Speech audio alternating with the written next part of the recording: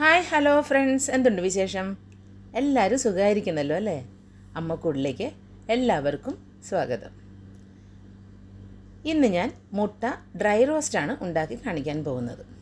മിക്കവർക്കും അറിയാമായിരിക്കും, എന്നാലും ഇങ്ങനെ ഒന്ന് ചെയ്തു നോക്കൂ. ഈ എടുത്തു വച്ചിരിക്കുന്ന സവാളയിൽ നിന്നും ഞാൻ 3 വലിയ സവാള എടുക്കുന്നുണ്ട്.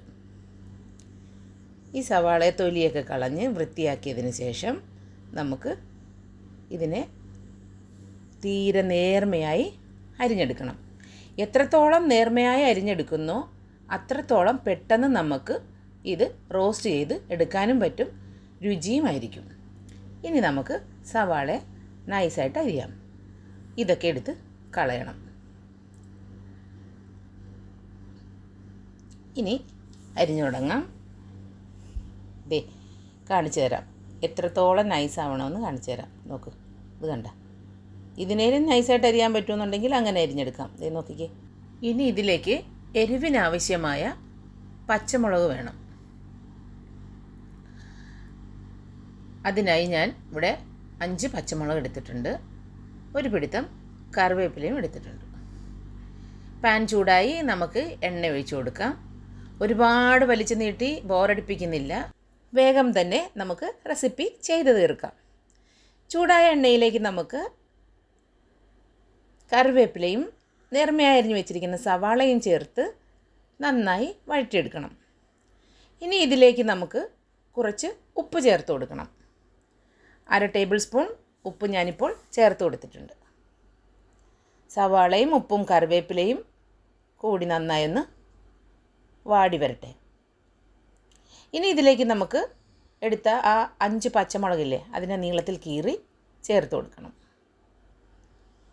മൂടി വെച്ച് വേവിച്ചെടുക്കാം. വെള്ളമൊന്നും ഞാൻ ചേർത്തിട്ടില്ല, ചേർക്കുന്നുമില്ല. ഇനി ഒന്ന് ഇളക്കി നോക്കട്ടെ.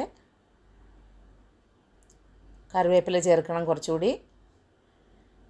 ഇനി ഒരു 1/2 ടീസ്പൂൺ മഞ്ഞൾപ്പൊടി ചേർത്ത് കൊടുക്കാം. മഞ്ഞൾപ്പൊടിയും സവാളയും പച്ചമുളകും കറിവേപ്പിലയും ഉപ്പും ഇതെല്ലാം കൂടി നന്നായി വഴരുമ്പോൾ കുറച്ചും കൂടി വെളിച്ചെണ്ണ ചേർത്ത് ഒന്നുകൂടെ സവാളയെ മൊരിയിച്ചെടുക്കണം. നല്ല വാടി ഒന്ന് മൊരിഞ്ഞ് വരണം. ഇതിലേക്ക് 1/2 ടേബിൾ സ്പൂൺ കുരുമുളക്, 1/2 ടീസ്പൂൺ പെരിഞ്ജീരകപ്പൊടി, 1 ടേബിൾ സ്പൂൺ മല്ലിപ്പൊടി, 1/2 ടേബിൾ സ്പൂൺ മുളക് പൊടി എന്നിവ ചേർത്ത് നമുക്ക് വഴറ്റിയെടുക്കാം. ഇനി ഈ പൊടികളെല്ലാം നന്നായി വഴന്ന് വരുമ്പോഴേക്കും നമുക്ക് നന്നായി പഴുത്ത ഒരു തക്കാളിയുടെ പകുതി ചേർത്ത് കൊടുക്കണം. ഞാനതിലേക്ക് ചേർത്ത് കൊടുക്കുന്നു. ഇനി അത് നന്നായി വഴന്ന് മിക്സ് ആയതിന് ശേഷം 2 ഏലയ്ക്ക ചതച്ച് ചേർക്കും. വേറെ മസാലകളൊന്നും ഇനി ഇതിലേക്ക് ചേർത്ത് കൊടുക്കുകയില്ല. അതുപോലെ തന്നെ ഇഞ്ചിയും വെളുത്തുള്ളിയും ചേർത്ത് കൊടുക്കത്തില്ല. അതും കൂടെ അത് ചേർത്ത് വരുമ്പം മുട്ട ഡ്രൈ റോസ്റ്റിൻ്റെ തനതായ രുചി നഷ്ടപ്പെടും.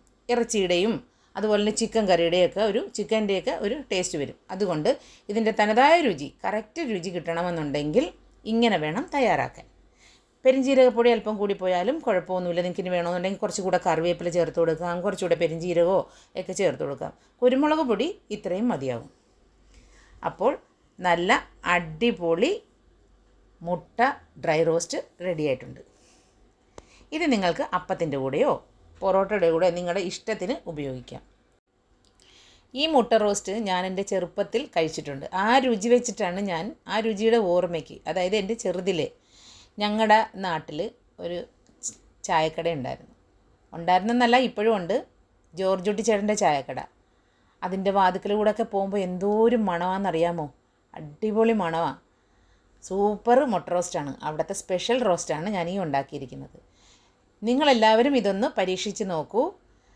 ഫ്ലോപ്പ് ആവൂല, ഞാൻ ഉറപ്പ് തരുന്നു. അതുപോലെ തന്നെ എൻ്റെ ഈ വീഡിയോസ് നിങ്ങൾക്ക് ഇഷ്ടമായാൽ സബ്സ്ക്രൈബ് ചെയ്യാതെയാണ് കാണുന്നതെങ്കിൽ ഒന്ന് സബ്സ്ക്രൈബ് ചെയ്യുക. അതുപോലെ തന്നെ ലൈക്ക് ചെയ്യുക. പിന്നെ നിങ്ങളുടെ ഫ്രണ്ട്സിനും റിലേറ്റീവ്സിനും ഒക്കെ ഒന്ന് ഷെയർ ചെയ്ത് കൊടുക്കാനും മറക്കരുത്. പിന്നെ നിങ്ങളുടെ വിലയേറിയ എല്ലാ അഭിപ്രായങ്ങളും നിങ്ങൾക്ക് കമൻറ്റ് ബോക്സിലൂടെ രേഖപ്പെടുത്താവുന്നതാണ്. നിങ്ങളെ ബോറടിപ്പിക്കാതെ ഇനിയും ഇതുപോലുള്ള സിമ്പിൾ റെസിപ്പീസുമായി വരണമെന്നാണ് ആഗ്രഹം. അപ്പോൾ ഇതുപോലെയുള്ള ഈസി റെസിപ്പീസുമായി ഞാൻ വീണ്ടും വരും. അതുവരേക്കും bye bye. Thanks for watching.